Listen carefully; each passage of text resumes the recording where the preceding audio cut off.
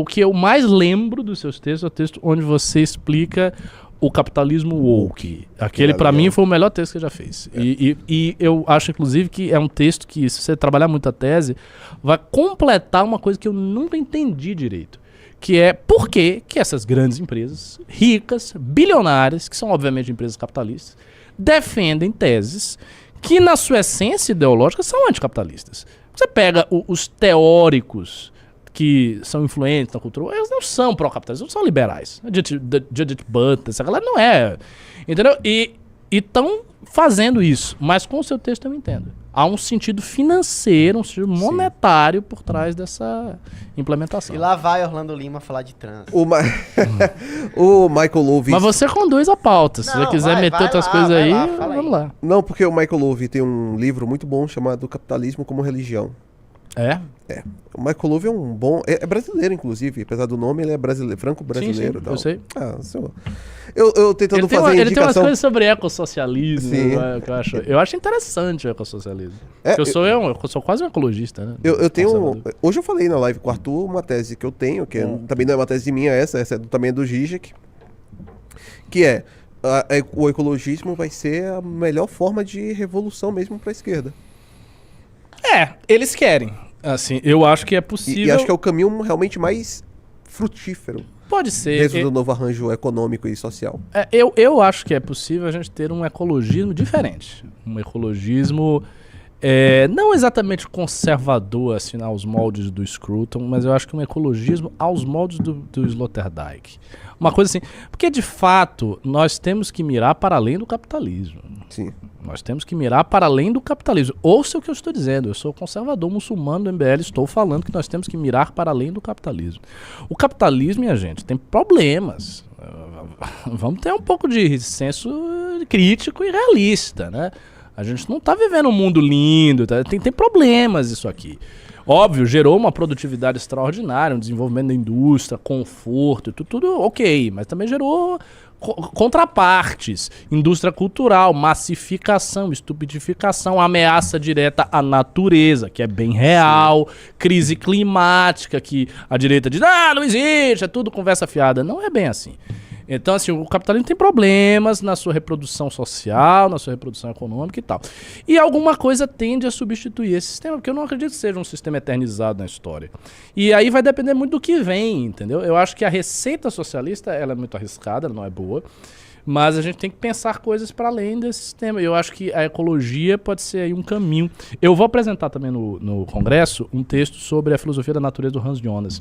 O Jonas, que foi um pensador judeu, ele era judeu, né, judeu sionista, ele foi lutar pela Palestina e tal. O Jonas, ele tem uma obra filosófica sobre a natureza que é de uma extraordinária importância. Extraordinária importância. Ele recria a ética, ele tenta refundar a ética, afastando os pressupostos da ética antropocêntrica, que são vigentes em todo o período do racionalismo clássico, e criando uma ética para a natureza, a partir da qual se constrói uma disciplina que hoje é uma vedete em tudo que é lugar, que é a chamada bioética. A bioética, boa parte da bioética, inspirada nos trabalhos do Hans Jonas. Sério? O Hans Jonas é um filósofo grande, muito importante. Você já ouviu falar do Francisco Varela? O Francisco Varela é o principal filósofo da biologia, assim, da segunda metade do século XX. É um cara muito importante, que influenciou sociólogos, como por exemplo Niklas Luhmann, influenciado pelo Francisco Varela, o Ulrich Beck é influenciado pelo Francisco Varela, enfim, influenciou uma par de gente. Eu conheço os influenciados, mas não conheço o influenciador principal. E ele é um biólogo genial e tal. O Varela diz, em uma das obras dele, que a sua principal inspiração foi Hans Jonas. O Hans Jonas é tão importante que durante o governo Bush, criou um órgão lá para cuidar dessa questão do meio ambiente e tal. O cara que dirigia esse órgão, que foi o Dr. Leon Kass, era um discípulo do Hans Jonas. É um cara que é influenciado pelo Hans Jonas, faz uma crítica, era um judeu conservador, ligado à ecologia, um dos maiores bioéticos do mundo, eu não sei se está vivo, talvez esteja, e ele comandou isso aí no governo Bush. Então, o pensamento do Hans Jonas tem um impacto prático muito grande. E quando ele escreve o Princípio e Responsabilidade se torna um dos poucos livros de filosofia a alcançar uma grande plateia, que é uma coisa rara. Geralmente você escreve livro de filosofia, você alcança meia dúzia de especialistas. Alguns livros conseguiram furar essa bolha. Crítica da Razão Cínica do Sloterdijk, umas coisas do Tite, que Le Moelle Chose do Michel Foucault, e o Princípio de Responsabilidade do Jonas está dentro dessa linha. Foi um livro que foi vendido amplamente, ele circulava em tudo que era colóquio para discutir clonagem, medicina, ética da medicina, tudo isso. Foi um cara extraordinário. Eu fiquei impressionado quando falou sobre bioética, porque eu leio bastante sobre bioética. Bastante não, já li mais. Hoje menos. Uhum. Mas quando eu queria discutir, ler mais e entender melhor sobre aborto, eutanásia, etc., eu lia bastante sobre bioética. E eu não me lembro de ter lido sobre o Rancho. Pode ter lá citado, mas eu não. É que ele tá por trás do trás. Eu acho que ele chega naquele ponto que ele desaparece, mas ele tá lá dentro. A influência meio fantasmática, né, que há. Mas ele foi uma influência gigante. Sim, não, eu vou escutar com atenção lá no congresso e depois vou procurar mais. Procure. O senhor tem falado tanto do Hans Jonas que eu já procurei alguns livros dele, baixei, não li, mas tá baixado já. E eu pretendo depois.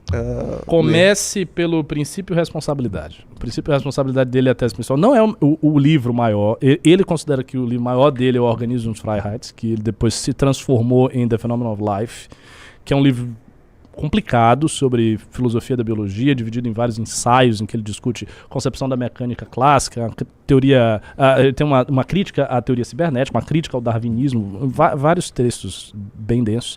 Mas o livro que o projetou para a arena internacional, para além dos círculos da especialidade filosófica, é o Princípio e Responsabilidade. Esse é um grande livro, e a tarefa dele ali é reconstruir toda a ética à luz da civilização tecnológica.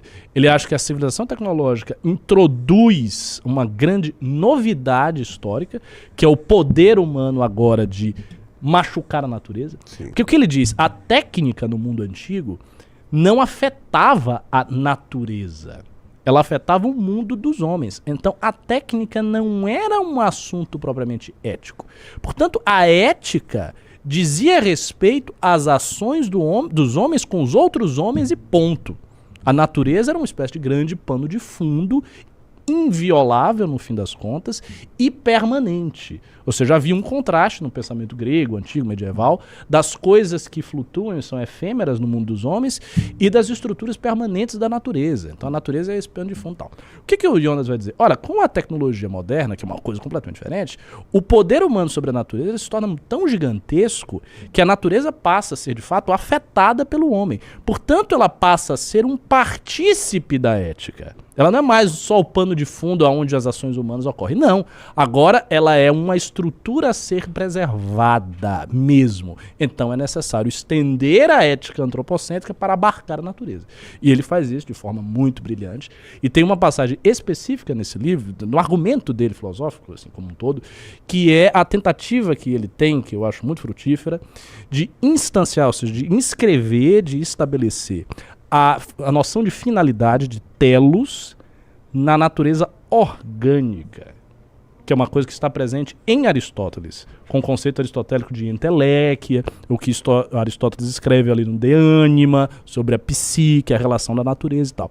Na mecânica clássica, a concepção mais moderna, esse conceito de finalidade ele foi arrancado, porque se lê o mundo não mais a partir de finalidades, de telos, não há mais essa leitura, você lê o mundo basicamente como um entrechoque de partículas que não tem nenhuma finalidade, e ele diz que isso é um erro para se interpretar a vida. A vida é sempre finalística, porque a vida está em contraste com a morte. Então, a vida, isso não é vivo, não é plástico. Pô, eu ia dar um exemplo aqui, caramba. Pô, acabou a exposição aqui, foi um anticlímax da porra aqui. Isso é vivo, não. Isso é uma porcaria de um fake plastic trees aí. Nossa, ainda me tem um falar do Radiohead. Mas assim, eu sou vivo. Pois bem, eu estou vivo ainda, né? Se você não quiser me matar. Eu estou vivo aqui. O vivo, o vivo, ele é diferente da matéria morta porque ele sempre se põe a si mesmo. Então ele tem um tipo de unidade que decorre da diferença dialética dele para o entorno que é morto. A partícula atômica, ela é morta. Ela permanece igual em todas as circunstâncias físicas. Está lá a Sim. partícula. E as coisas materiais que não são vivas, elas partem, repartem, tá? Mas elas não têm uma unidade interna, uma unidade autoposta, autoproduzida. A vida tem. A partir disso, isso é fascinante a maneira como ele argumenta. A partir disso, ele traz a finalidade, o conceito de finalidade para dentro da vida, e aí ele dá um outro passo, que é trazer o conceito de valor para dentro da finalidade. Então ele puxa a finalidade para dentro da vida, ele puxa o valor para dentro da vida, e portanto ele faz uma coisa que é extraordinária, que é recriar uma ponte entre ser e valor, entre fato e valor. Uma ponte que a contemporaneidade quebra e que se torna, por exemplo, consagrada no pensamento das ciências sociais com a distinção fato-valor de Max Weber e tal. O Hans Jonas, ele, para mim, ele aponta na direção de derrubar isso aí. Acho que é um pensamento vivo na contemporaneidade e é uma linha aí de trabalho que eu quero desenvolver porque tem a ver com, enfim, o que eu estou construindo. Cara, Nossa. nem que você tá falando do Que quê? exposição Cara, eu tô incrível. falando as coisas. Vocês botaram aqui, eu tô falando. Não. Eu vou falando Exposição aí. incrível. É isso aí, cara. Vira e mexe, eu recebo, Renan, sou de outro estado. Renan, sou de São Paulo. Renan, sou de não sei o quê. Você quer ir no congresso, tá com alguma dificuldade? Renan, não tô com grana, que às vezes a grana, você tá pensando no PEC todo. Se inscreve aqui, nós vamos entrar em contato com você. Você vai no congresso. Vai entrar em contato nossa equipe com você. A galera entra mesmo. E a galera vai... Você vai conseguir no congresso. Vai ser o maior evento de política do ano.